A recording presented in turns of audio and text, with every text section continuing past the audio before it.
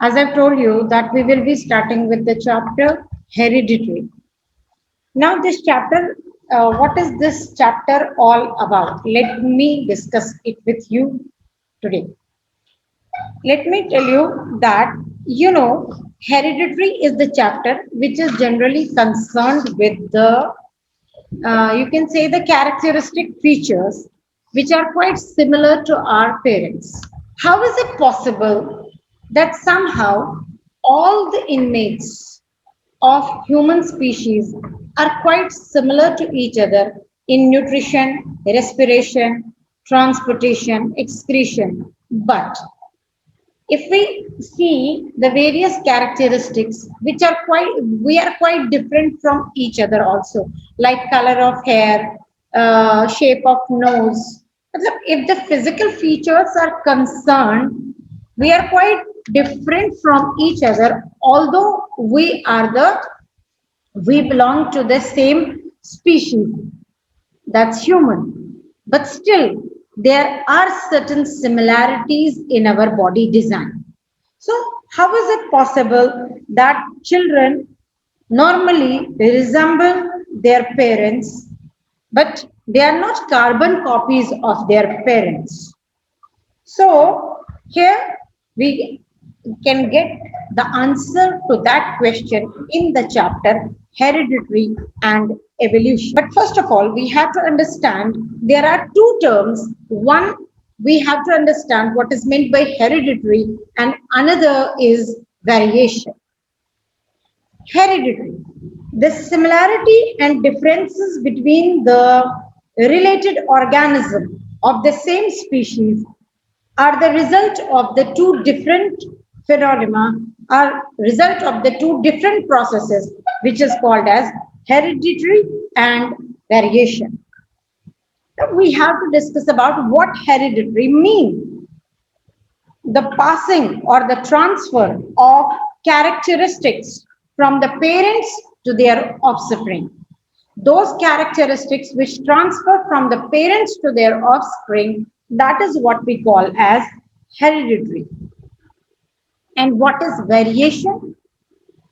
The difference between the characters or traits among the individual of the same species. Now, what are these characters? What are these traits which we are talking about? The characters or the traits are the visible features like color of eyes, color of hair, attached earlobe or free earlobe, shape of nose, everything which is quite visible. Those features are known as characteristics or they are called as traits. Right? So, the passing of characteristic from parents to offspring or from one generation to next, that is what we call as hereditary. And the difference in the characteristic in the organisms of the same species, the difference in the characteristics of the one person from the another one, that is what we call as variation. The branch of biology which deals with the hereditary and variation is called as genetics. We have seen that the organism reproduce either sexually or asexually. Those which reproduce through asexually, there is very, very less subtle variation in the body design, whereas those which reproduce through sexual mode of reproduction, there is considerable change from one generation to another generation. Let me first of all, if we talk about the common basic body design, is in the form of similarity. If we talk about the common basic body design, is the similarity between the parents and the offsprings. And variation means the subtle changes, the changes which occur from one generation to another generation. That is what we call as variation. As I've told you that variation is more where the sexual reproduction is involved and less variation is there where the asexual mode of reproduction is involved. Variation during sexual reproduction are because of the various events.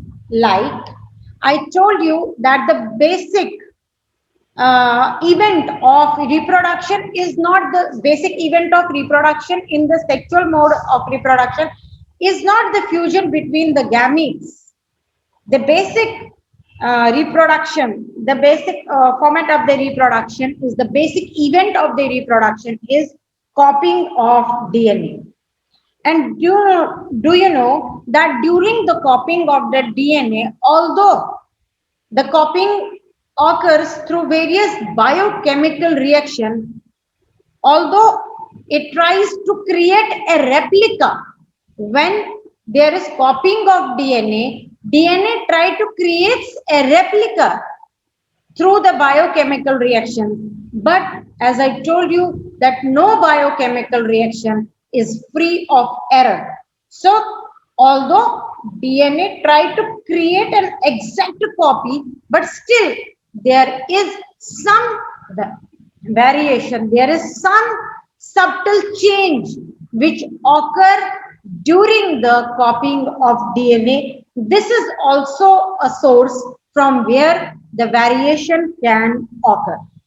So error during DNA replication is one of the ways through which the variation can occur from one generation to another generation. Then second is, as I told you that sexual mode of reproduction, there is involvement of two gametes. One is the male gamete and one is the female gamete, which comes from the two different individuals having two different DNA. So when there is the crossing over at the time of the formation of the gamete, at that time also the variation occurs. And as you know, there is the random union of male and female gametes. This also give rise to variation. As told you that variation, this was all, there were 3 to 4 factors which are responsible for the variations which are caused in the sexual mode of reproduction. Whereas if we talk about the asexual mode of reproduction, there is only one factor because of which variation will be caused, because of the variation will be caused, and that factor is error during the copying of DNA. Error during the copying of DNA produces very small subtle change, very subtle changes. So this is the only way through which the variation can occur among those organisms which reproduce asexually. Now I have told you that there is no crossing over when the asexual mode of reproduction take place. Now the next is that how these variation accumulated over the period of the time can give rise to a new individual. There we were